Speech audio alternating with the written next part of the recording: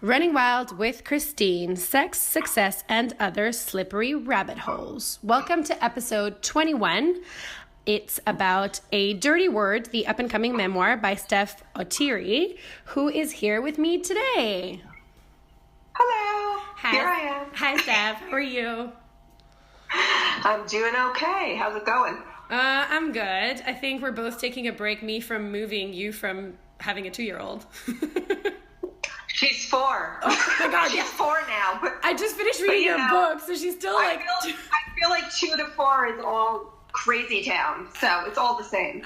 Oh my God, yeah, I think it's just because I'm still in your book. Like from finishing it last night, I was like, oh yeah, like totally, I would feel that way anyway. So Steph and I got in touch in April when we were still fresh with the memoir stuff. And basically, do you want to give our listeners a bit of background as to who you are and what you do? Sure. So I have been writing about sex for a little over 15 years now. I sort of fell into it. I did an internship where I ended up reviewing sex toys and porn and all that fun stuff. And then today I somehow made my way from there to being a journalist who writes about sex and sex ed and all that fun stuff for publications like The Atlantic, Pacific Standard, Vice, you know, all those guys. Mm-hmm. Cool. And then you are preparing for your memoir, which is going to come out in October, right? Yes, October 9th. So exciting.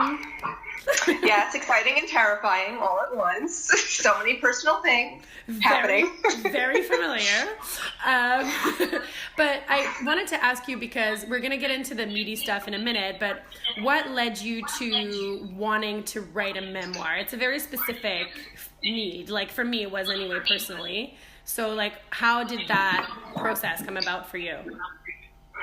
Well, after I sort of got burnt out on, the sex toy test drive stuff and the listicles on how to boost your libido and, all that fun stuff, I started writing more personal pieces, and very quickly I would receive a lot of emails from people who were just like, thank you for making it okay to talk about this. I've experienced the same thing, but never felt I could open up about it. So very quickly, writing about sex became for me a way to sort of break that silence around an issue that can be difficult to talk about. Yeah, I mean, preach.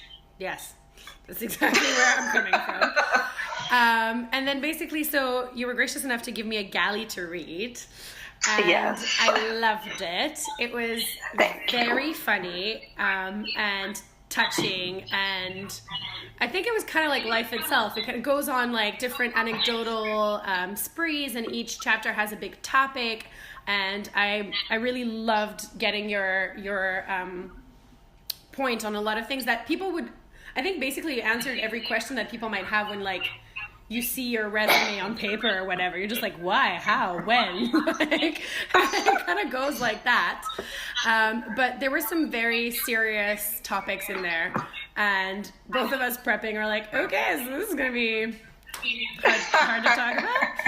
But essentially for me, the crux of it was seeing you say, I'm just one of many women shackled by the idea that my sexuality makes me in some way deficient. And that word just encapsulates so much. Yes, and I feel like I've felt it in so many different flavors over the course of my sexual life, like for so many different reasons. Yeah, because when we were talking about this, you were telling me like, yeah, I'm basically a sex writer who for a long time didn't like sex. And I was like, oh, okay, that's like the opposite spectrum of me. But I definitely relate with that in the sense that, society expects so much of women, and we expect so much of ourselves due to that sort of socialization and conditioning. And I think it's very interesting to look into the reasons why you say repeatedly at the beginning of the book that you feel like sex is something that you owed the men in your life. I mean, it it was just ingrained in me from that very first sexual experience with Travis, who you see in the book. When we were together, he was 6 years older than me. Well, he's always 6 years older than me. Yeah. when we were together, I mean, he was the first person I ever slept with, and he never let me forget how much more inexperienced I was than him, and how it was different for him, and how it was frustrating for him that I was maybe not ready to do certain things as quickly as he would have liked. Or, you know, I think I mentioned in the book that I'm so super quiet in bed, and that was so super weird for him. Like, he'd just give all these little digs that made me feel totally shitty about me and my abilities in bed. And at the same time, it was a thing, like, I was an idiot, and I kept sleeping with him. Yeah. And I'm familiar with that particular brand of idiocy. But ever since that relationship ended, I mean, for us, it was the thing that I did that made him happy. And I feel that shaded how I approached all other relationships after him. Yeah. And I think that's like that beginning, and I think it starts even before that, but it's very interesting to see. I think right now it's an interesting shift between what we learn about sex and where we learn it from, and what our first experiences with sex mean and how they influence the rest of our lives, and then what our sex lives actually look like. And you know, I think that's the strength of your book, is like really sort of putting those things in perspective, because it is done through the lens of your experience, but also because of your work, it is so much, it's set in such a broader setting.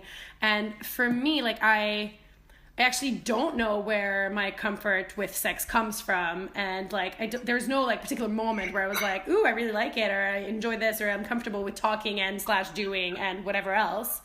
But I think that the expectations, like you speak a lot about the dichotomy between the appearance of how people perceive us as women, us as sex writers, us as whatever, and who we really are on the inside, and sort of the social expectation of women being both sexually adventurous but virginal, sex writers having to be really into sex, women generally like expected these kinds of behaviors. And I think drilling down into each of these points was really interesting to read about, because no matter how much you do focus your life around this, like, this is what your job is, this is what you do, inside it's like still doesn't make any sense. And it's like this lifelong project. I mean, just women are so often sexualized, and then to just be a sex writer on top of it. I mean, as soon as people ask, what do you do for a living? And I'm like, oh, well, I write about sex. Then it's all over. Then all the assumptions are just immediately falling into place. Yeah. And I mean, these days when someone asks, what do you do for a living? I feel like I need to do all of these calculations inside my head to figure out how they will take the news that I write about sex. And sometimes I don't even put it that way. Sometimes I'll be like, oh, well, I write, and I won't even say what I write about. Or, oh, I write about women's health. Yeah. Because I don't want to get into that. I know. I don't want to get into what everyone else is going to bring to that. But conversely, that's the same reason why we do it. At least, like, that's the feeling I get from you. It's like you get these moments where people totally need that confessional space. That was true. But as a confession receiver, you're just like, can I just nod for like 5 minutes? Be responsible for this. Like, I love it. I wouldn't change it for the world in a lot of circumstances. Like, I'm happy I don't really talk about the weather ever anymore. But also at some times it's just like, there are the fun things, like you're saying, the articles about, like, you know, spice up your life, cool. But most of it is like rooted in like deep stuff. Whether it's like your personal self-confidence, your personal experience, whether it comes from trauma, like whichever like source of like the need for that confession in other people, and be like, oh, you're a sex writer, I can tell you these things, and you're just like, oh, okay. Like, I'm like, okay, where do I go from here? And I think for you, it must be especially hard. I mean, for me, I'm happy to be that person for the people who are in my life that I care about, the people I'm close to.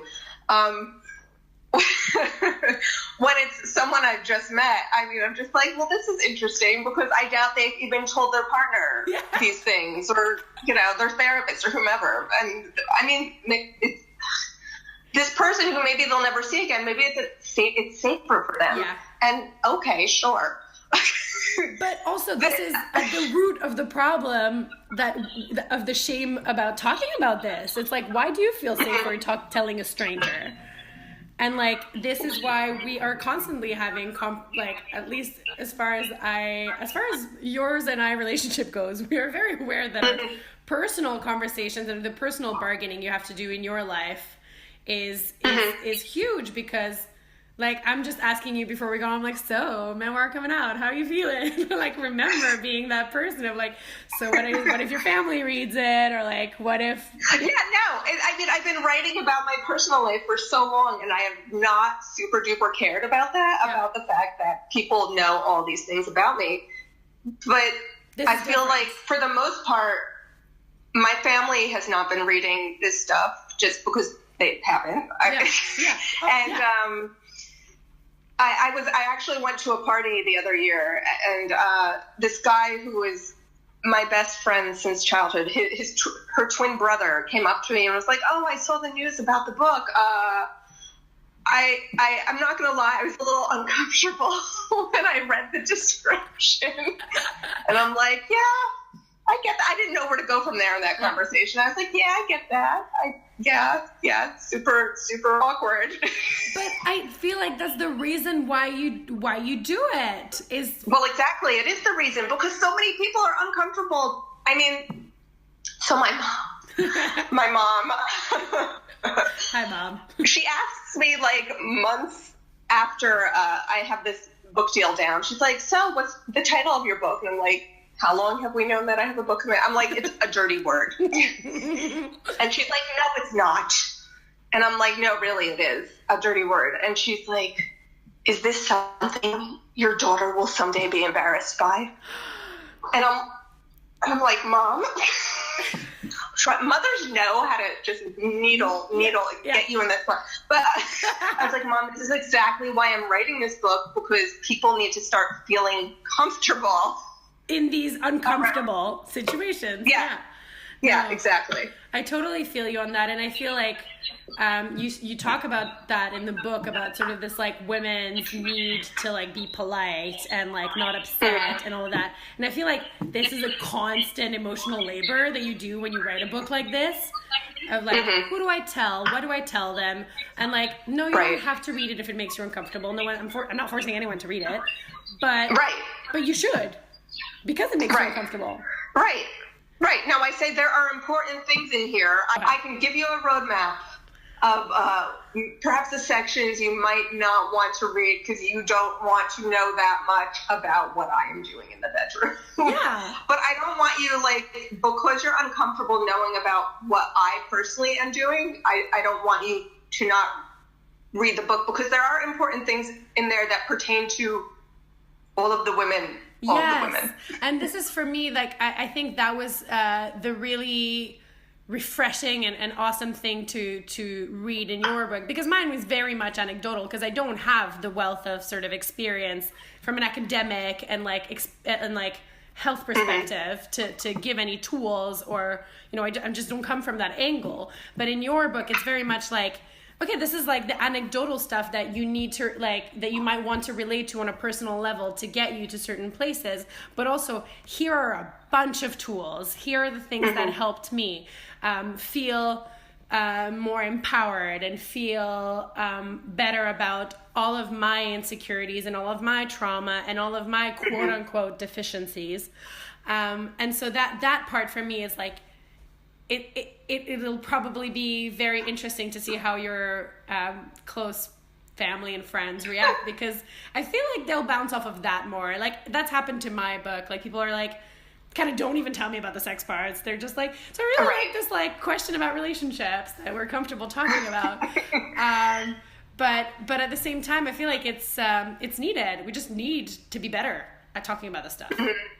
Oh, absolutely. The readings will be the most interesting. They'll be the most interesting because I know that family and friends of family will want to come out and support me. And my mom. What are you going to read? Like, I was like, this book is about sex, right? And she's like, well, do you have to read those parts? Same thing. I totally know. So what are you going to read? I'm totally going to read about the sexy sex parts. I'm totally going to read about that. Yes, do it. I really want to come to one of them and observe your mom. I mean, isn't that what people want to... Yeah. Isn't that what they're curious about? Isn't that why they would pick up the book? I mean, yeah, definitely. And that's kind of the weird dichotomy of being in the sort of practice of trying to get like a healthy conversation going whilst also having to participate in the whole sex sells, and therefore this is the angle that we're going to have to use. Right. So that'll be fun. But, okay, so I want to hit a few deep, dark topics of your book. Oh, boy. Yay! So we touched briefly upon Travis and some of that unhealthy relationship you had at the beginning, but I feel like that relationship with him influences the rest of your life, and he basically just starts this long journey of yours of defending your, this is my words, feel free to to disagree with me, but defend your, I feel like, right to say yes or no to both sex and dating, or like relationship frameworks, and just generally try things, and also like gets you into that internship with a very enthusiastic approach of like, all right, I'm going to focus on sex, but do you want to tell the listeners a little bit more about that initial reason why you dabbled with sex writing in the first place, and then various alternative relationship models, as we call them today? Sure. So it definitely wasn't planned. I needed an internship. Yeah. And a writing internship. So I applied for this editorial internship at an alternative weekly, and they called me in for an interview for their new media department. And I was like, oh, cool. They want me to write for the online version of the alt weekly. And I go in there, and it's not that at all. And it turns out that the company also owns 2 personal sites, one of which is very adult in nature.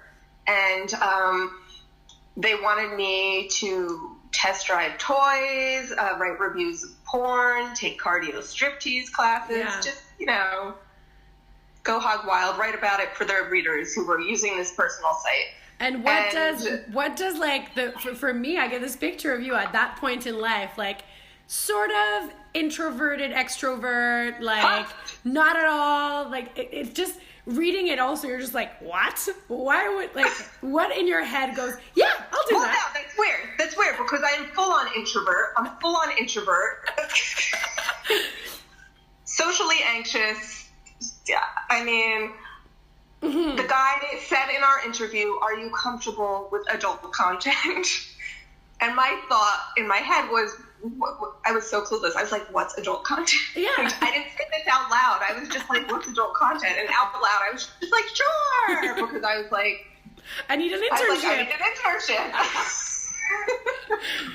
But then, I mean, once I started, it became clear pretty quickly, like, this could actually be fun. This could be me exploring things on my own terms. Yeah. And maybe figuring out how to make sex this thing that is not so tied up with all these negative associations that I was carrying from my relationship with Travis. Yeah. So pretty soon it was just like, let me try all these things, and maybe I will magically become someone who feels like she's good at sex, or who feels like she can enjoy sex, or who feels like she's doing it because she wants to do it and not because She feels obligated to do it. Yeah, and that for me that was like such a hard thing to think about, because what a horrible state to be in, and that's a lot of women's situation of like constantly feeling that way and having like that's like a blessing in disguise, that internship, you know, of just being like, okay, like cool, like now I've got a reason to do all this stuff, and that the fact that we need a reason to look into that is ridiculous today. Right? Like, no, it is ridiculous. But no, it totally gave me like, oh, well, I must do this thing because this. Yeah. Yeah. But which is what also potentially your book is going to be for someone else. Right. Of like, I can talk about this because she could, then I can because I'm talking about the book that I'm reading. Right. And so I think... True. But I think it's very interesting, and going a little bit like deeper into that is that you start developing, like throughout the narrative, you tell us about, you know, sort of that bargaining with yourself of like, okay, like I'm enjoying these things that I'm doing on my own terms, and then I'm still confronted with people in front, and that's sort of when things get dicier for you. You have a sentence in there that's like, defending oneself against unwanted sexualization is always a losing proposition. In the sense that you either make someone else uncomfortable or you compromise yourself. And I think that's a huge thing for women. I mean, as much as this internship and all the writing that came after it was sort of fun for me, like as soon as I had my first orgasm with a clitoral vibrator, I was like, this is the best thing in the world. Of course. But, you know, it didn't help me with that human element. It didn't help me with the relational element. It was helping me, you know, learn more about my body and see what was possible, but it wasn't making it any easier to negotiate that dynamic where someone wants a thing from me. Do I want to give it to them? Yeah. Do I want it for myself? I mean, it wasn't helping me in that area, which is probably why all the experimentation never really helped me in that area, because I mean, it's the wrong way to go about it. I think I write in the book that I undertook this whole career as a form of shock therapy. Yeah. And in the end, it didn't do what I had set out for it to do. It didn't. It was great. It taught me a lot of things, and here I am still writing about sex in maybe a different form, but it couldn't do that thing for me. And I don't know. Yeah. No, you go on. No. But what I mean is, like, it's interesting because you do feel like it's a quest, and you say it in the book. You're like, I'm trying to fix myself. Yes. I'm broken. I know I'm broken. Like, what will fix me? And that framework is that sort of, you know, very unhealthy appearance of deficiency and the social structure around the expectation of what a sex life looks like, a healthy sex life, quote unquote, looks like. Right. And I think that a shock therapy to fixing a non-existent problem is obviously, yes. In hindsight, you go, yeah, I can see how that didn't work. Yes, funny that. Hindsight, love her. But I think it's very interesting that you tie in that process of sort of trying to understand consciously and subconsciously, because you do say that in all of those years of trying to fix yourself, you don't actually talk about that with your therapist. Yeah. We talk about so many things. Yeah. We don't really get deep into that on its own. Like, she knows about sex. But I stay very surface with it. We don't talk so much about the past and what could be at the root of all those relational issues. I spend far more time speaking about my present relationship. Yeah.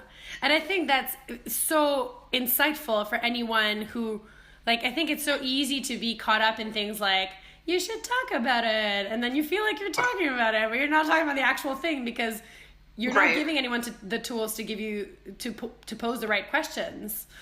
And that comes from, at the root, the shame and the stigma about talking about all this stuff, and like being like, I don't know how to qualify this particular experience that I've had, and I don't know how to qualify my current pain that I experience having sex, and I don't know how to qualify like all of these things. And you just, I feel like it's like that, you know, before the first day of a new job kind of thing, just like, like I don't have, like, it's like missing limbs.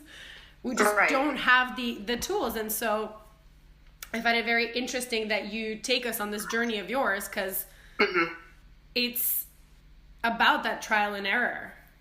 Like, and hopefully we can make the error ring a little lesser for other people. That's anyway the message that I got from it. It's very, now I'm thinking about it, and I'm in toddler head world. That's okay. I'm thinking of that book, Are You My Mother? And I mean, I go to the therapist, I go to the hypnotherapist, I go to the homeopathist, I ask the OBGYN who sends me to get an ultrasound, and in each case I'm like, well, will you be able to fix me? Yeah. Will you be able to fix me? But that comes from, you know, and you drill this quite a bit at the end of the book into the pathologization, it's a hard word to say, of women's sexuality, and that it is always down in the narrative to, you know, pharmaceuticals can help you, or like there's something medically wrong with you, or like let's check out like the surface level symptoms, instead of like looking, and I guess we just are coming across like some of the more recent research which is helping with this, but understanding that women's sexuality isn't men's sexuality, that our organs don't function the same way, but also that it is a much broader set of factors that comes into our sexuality. Yeah, I mean, it's interesting. I read these two books by Ray Moynihan, Selling Sickness and Sex, Lies, and Pharmaceuticals. And one of them is obviously focused on sex. But the other one talks about all the many ways that the pharmaceutical industry has sort of taken these natural things that occur to us throughout our lifespan and made them into disorders that must be fixed. So that, I mean, the things that are just natural parts of aging or natural parts of just living a life. You think, well, I need a pill for this, or I need a treatment for that. And sex is no different. The terminology around female sexual dysfunction has changed so many times and encompasses so many different things. And some of those things are very real. But some of them, there's no real metric, like low libido. How does one define low? Low libido, like in comparison to target. You can't. So it's very difficult to be like, yes, you have this dysfunction because there's no metric for it. There's no metric for it. It's just a normal part of life, and it goes up and down. Exactly. And for me, it was especially also strange in my experience, because like I have a high libido. I think that's like, I don't need a metric system to know that. But I find it very strange because I've dated men with low libido a lot. And that's like also a taboo thing. You can't, you know, God, don't you dare mention that a guy doesn't want to have sex all the time, or, you know. And it's so funny because when I've had a couple of sex columns over the years, and one of the most common letters I got was from women who were like, the guy I'm with does not want to have sex as much as I do. So it's so common. It's so common. It's so common, but no one talks about it. So we have this vision that men are always the one who want it more. Exactly. And also that if a woman doesn't want it, it's something wrong with her. But if men don't want it, like, we haven't defined what's wrong there. Like, there's no, like, you know, we haven't assigned blame yet. They probably have a stressful job. Or like, you know, it's like, what? Like, why do all the same reasons that make us not want sex.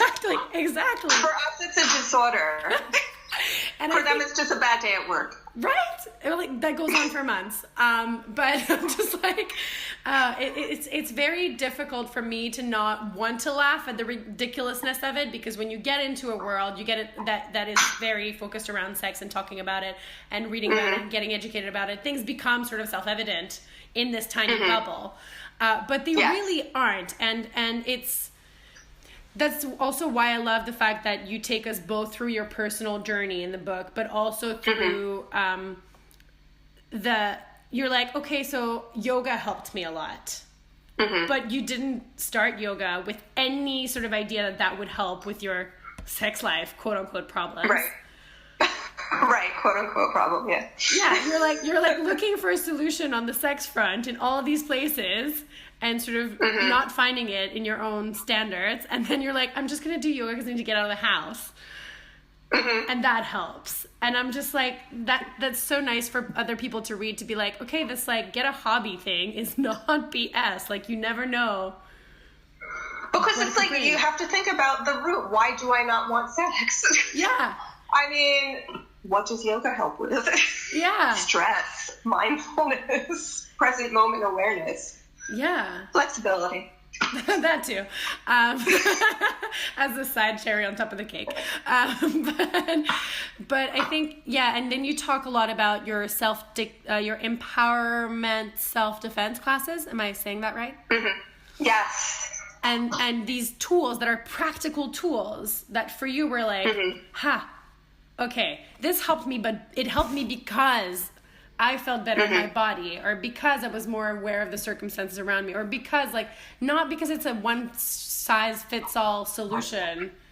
It's just like, whatever will make you feel this way might help. And yeah, that for me was most sort of coming, you're coming to the end of a narrative, and like any story, you're like, I'm reading a story, so how's it going to end? Whereas with you, it's like, okay, yeah, so the story is like not ending because I'm still alive and I'm probably going to write another one, but I have the same problem. But also, here are things that I want you to know. Right. Yes, no, I have finished this book and my sex life is still not perfect at the end. I mean, very unsatisfying for readers, I'm sure. But no, it was because it's the whole, like you were saying, all of these problems are normal. And I think your second to last chapter is like, you are not alone. Like, we're all facing a variation of the same problem, quote unquote, again. And it's interesting because now when I write about things, I can write these things with my eyes closed, and it all seems so obvious to me now. But of course it wasn't obvious 15 years ago, or even like 10 years ago, or maybe even 5 years ago. I mean, I'm always still learning things from doing this. Yeah. And that's, for me, the most interesting also is that no matter how good we are becoming as humans, as a society, or us as individuals, you and I, at talking about certain topics, like I think, we've done we've covered a lot of ground as a society talking about female orgasm. Like, that's becoming easier, People have the terminology more and more, and there's more and more understanding, and there's more and more of a fight for sort of the bridging the orgasm gap, all of that stuff. Still feel like it puts a lot of pressure on having an orgasm. I'm like, maybe you just want to have sex without having an orgasm. I was thinking about that as I was reading your book, because you wrote about how you enjoy sex so much, even when you don't get there. Yeah. I mean, when we put the orgasm as the be-all, end-all, how much pressure does that place on everyone involved? Which was at the root of my problem. Like, for years, I was like looking this up, and I'm like, am I pre-orgasmic? Am I anorgasmic? Do I need a label? What the fuck? Like, just why is all this pressure on me? And then I finally orgasm in the least likely and hopefully, and most likely least helpful moment. Yeah, right? If you read it, you know where this big sigh comes from. But it's because I didn't look for it. And I feel like that was sort of also the yoga thing for you. It's like, we put so much pressure on us being functioning, quote unquote, individuals, that we're just like, I have all these problems and deficiencies and I need to fix all of this. And like, instead of just being like, wait, actually, I'm just a human. Like, I'm just going to be gentle with myself and try to feel better right now. Like, right now, I'm going to try to feel good. And like, that's yoga. Yoga for you, for me, was Pilates in a certain moment, or, just like turning off my phone or whatever it might be. But we get better at talking about certain parts of this, but then you have a chapter called The Word I Cannot Say. Oh, boy. Yeah. Also, in my mind, the chapter I had the most trouble writing. Of course, because if you can't say a word, what kind of other words are you supposed to put around it? But I think that for me it really hits hard because there are still sort of Voldemorts in all of our little heads, and no matter how much you've processed, basically to make this clearer for people who want to read it or have less background, you have like your virginity taken in a non-consensual way. There you go. And you throw us as readers these like pebbles of information throughout the book of like, was it consensual? Was it not? And then it definitely wasn't. And then was it rape or was it not? And that word is the word that you use, I think, once in the entire book. Like in your circumstance, like just in that you go, ha, and I'm going to stop using it now.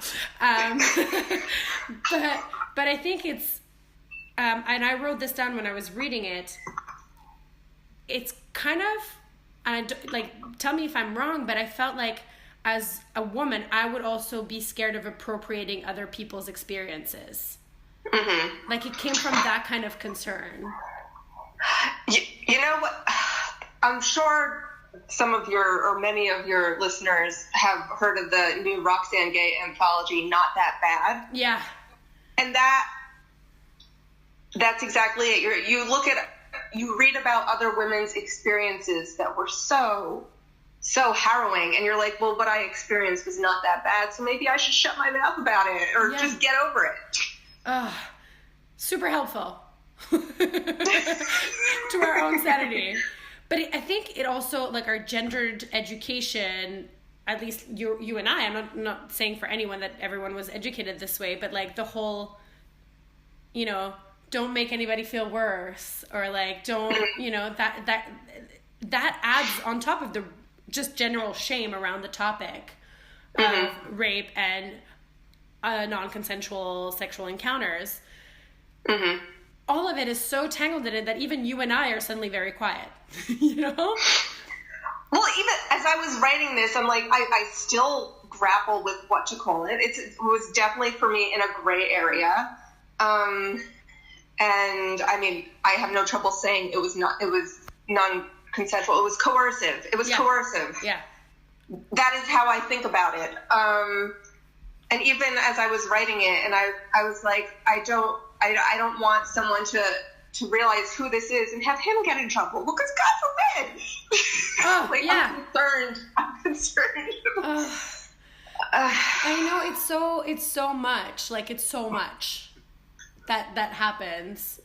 Right, because I write in that chapter about studies I've read where even people who have perpetuated acts of coercive or non-consensual sex do not themselves realize that what they're doing is wrong. And the people who have experienced the coercive non-consensual acts also do not know what to call it.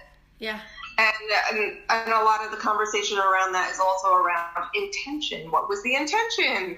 And these gray areas, every time I talk about this, I think the Aziz Ansari story. I know.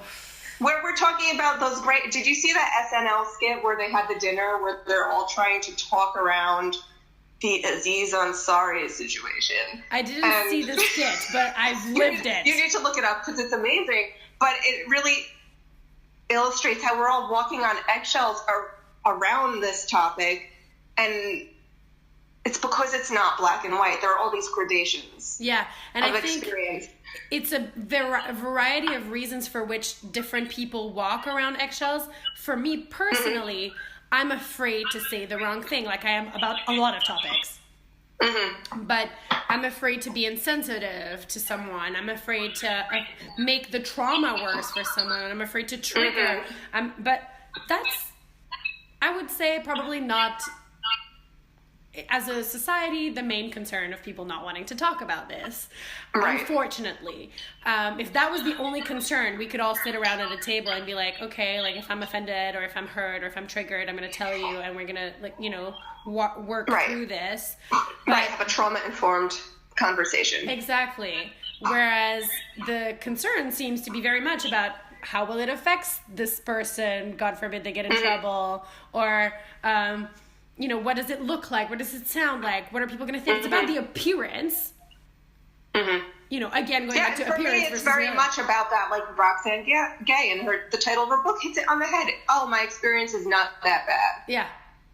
Why do I deserve to talk about it as if it was as bad as all of these other experiences? And that's at the root of, like, a lot of, I think, imposter syndrome as well. Like, I don't know if you... Which I experience in every aspect of my life. So do I.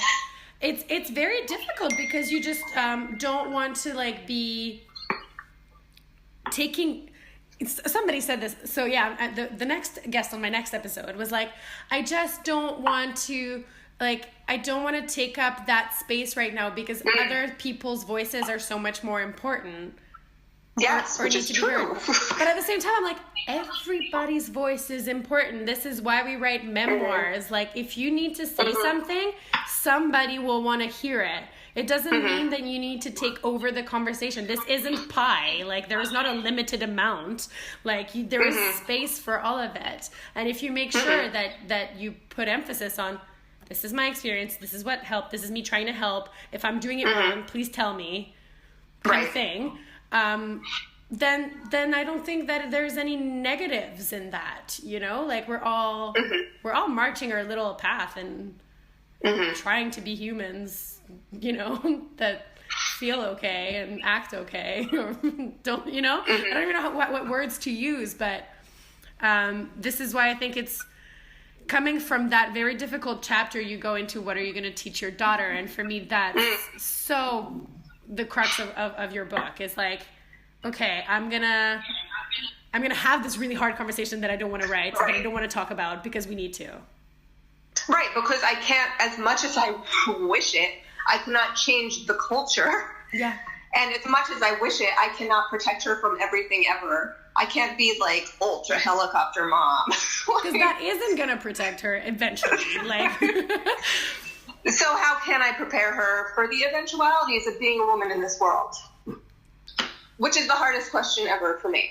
Yeah, I mean, I can totally see that. That's why I write now. I mean, these days, since I finished writing my book, a lot of what I write is focused around sex ed because that's so important to me. It's so important to me that my daughter gets a good sex education because I feel strongly that will help her. And it would have helped you, and it would have helped me, and it's like, how do we, you know, getting at the root of the problem is not only your personal, like, why am I not feeling good or feeling desire or feeling all these things? What's the root cause? Why as a society haven't we managed to feel good or have a good conversation about this? What's at the root? The fact that we don't talk about it. So I think that you're totally right in shifting the focus onto sex education because we can't fix what's happened. Like, what's happened to everyone. Right. But what might happen in the future might change depending on how we...